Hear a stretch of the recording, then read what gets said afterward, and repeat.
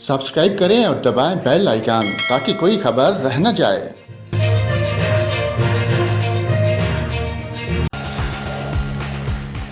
अस्सलाम वालेकुम नाज़रीन, यहाँ पर आपको बताएं महकमा मौसमियात ने मुल्क के सबसे बड़े शहर कराची के मुख्तलिफ इलाकों में आज दिन और रात के औकात में बूंदाबांदी का इम्कान ज़ाहिर किया है।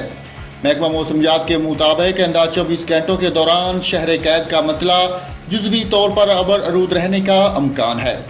महकमा मौसमियात ने बताया है कि इस दौरान कराची के मुख्तलिफ इलाकों में तेज़ हवाएं भी चल सकती हैं। महकमा मौसमियात के मुताबिक कराची शहर में कम से कम दर्जा हरारत 27.5 डिग्री सेंटीग्रेड रिकॉर्ड किया गया है। महकमा मौसमियात का यह भी कहना है कि शहर कैद में चलने वाली हवा में नमी का तनासब 78% रिकॉर्ड किया गया है।